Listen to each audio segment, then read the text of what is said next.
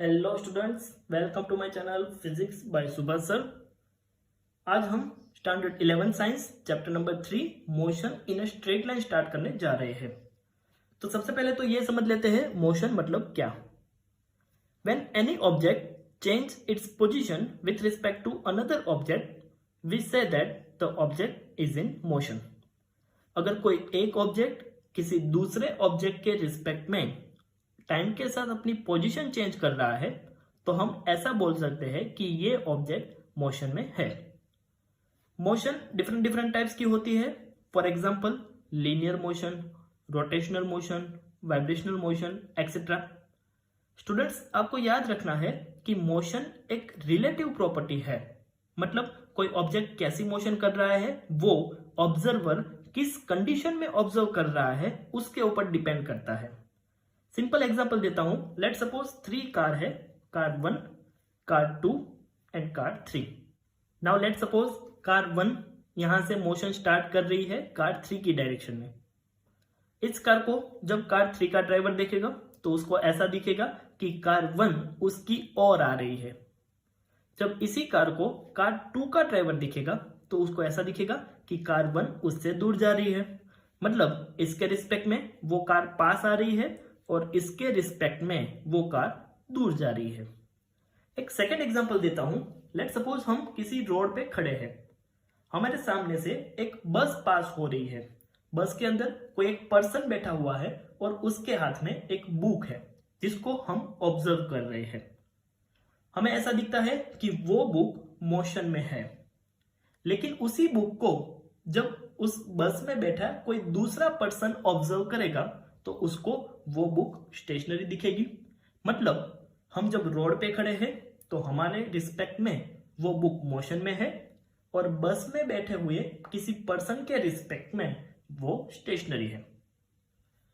Chapter start करने से पहले कुछ वर्ड्स समझ लेते हैं। फर्स्ट है मैकेनिक्स। मैकेनिक्स फिजिक्स की एक ऐसी ब्रांच है जिसमें ऑब्जेक्ट के मोशन के बारे में पढ़ा जाता है। नॉर्मली मैकेनिक्स 2 पार्ट्स में डिवाइड होता है, काइनेमेटिक्स एंड डायनामिक्स।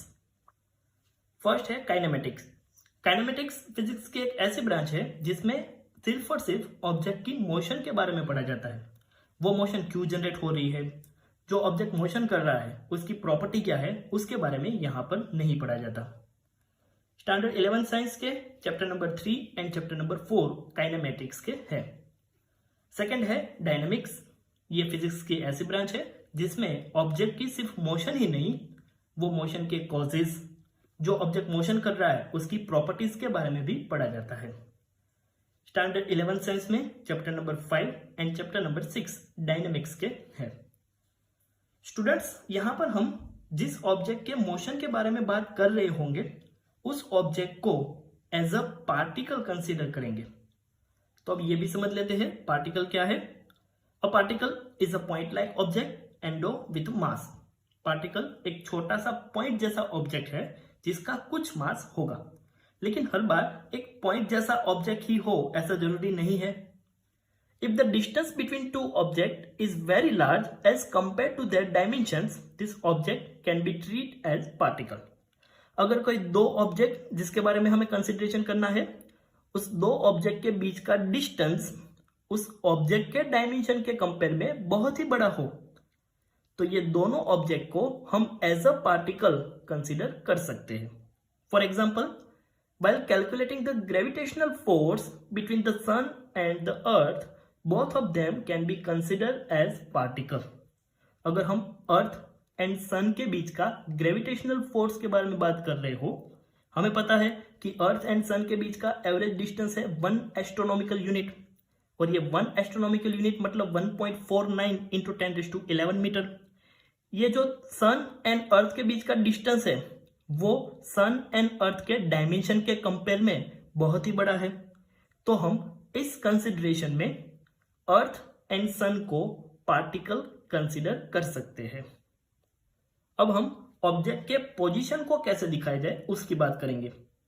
ऑब्जेक्ट की पोजीशन को दिखाने के लिए कोऑर्डिनेट सिस्टम का यूज किया जाता है। यहां पर हमने X coordinate, Y coordinate and Z coordinate को ड्रॉ किया हुआ है। तीनों कोऑर्डिनेट का जो इंटरसेक्शन पॉइंट है उसको O से डिनोट किया जाता है और उसको बोलते हैं रेफरेंस पॉइंट और ओरिजिन। नाउ लेट्स सपोज कोई ऑब्जेक्ट इनिशियली x1 पोजीशन पे है, आफ्टर t टाइम वो मोशन करके x2 पोजीशन पे आ गया। ऑब्जेक्ट की इस टाइप की मोशन को वन डायमेंशनल मोशन बोलते हैं, जिसको लीनियर मोशन भी बोला जाता है। इस चैप्टर में हम ऐसे ही वन डायमेंशनल मोशन के बारे में पढ़ेंगे। इसको वन डायमेंशनल मोशन क्यों बोला जाता है? क्योंकि मोशन के दौरान ऑब्जेक्ट के पोजीशन का सिर्फ और सिर्फ एक ही कोऑर्डिनेट चेंज हुआ, जो यहां पर x था। अब ऐसा जरूरी नहीं है कि वन डायमेंशनल मोशन में सिर्फ x कोऑर्डिनेट ही चेंज हो, ऐसा भी हो सकता है सिर्फ y चेंज हो या फिर सिर्फ z कोऑर्डिनेट चेंज हो। Second example, now let's suppose object initially x1 y1 position पे है, आफ्टर t टाइम वो मोशन करके x2 y2 पे आ गया। तो यहां पर हम देख सकते हैं कि मोशन के दौरान ऑब्जेक्ट के पोजीशन में x कोऑर्डिनेट में भी कुछ चेंजेस हुए एंड y कोऑर्डिनेट में भी कुछ चेंजेस हुए। ऑब्जेक्ट की इस टाइप की मोशन को टू डायमेंशनल मोशन बोला जाता है, जिसके बारे में हम चैप्टर 4 में पढ़ेंगे। नेक्स्ट, अगर कोई ऑब्जेक्ट की इनिशियल पोजीशन है x1 y1 z1, after t time वो मोशन करके दूसरी पोजीशन पे आ जाता है x2 y2 z2। तो यहां पर मोशन के दौरान उसके पोजीशन में x y एंड z तीनों कोऑर्डिनेट चेंजेस हो रहे हैं। इस टाइप की मोशन को थ्री डायमेंशनल मोशन बोला जाता है। इसके अलावा आपको एक और डेफिनेशन याद रखनी है फ्रेम ऑफ रेफरेंस की। A place and a situation from where an observer takes his observation is called frame of reference.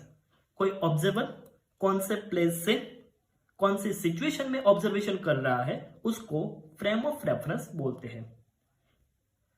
तो इस चैप्टर में हमें किसी ऑब्जेक्ट के मोशन में one dimensional motion that means linear motion के बारे में पढ़ना है। इसके अलावा अगर कोई ऑब्जेक्ट मोशन कर रहा है तो उसके लिए path length, displacement, speed, velocity, acceleration, relative speed, ये सारे टर्म्स क्या है वो भी हम यहाँ पर पढ़ेंगे।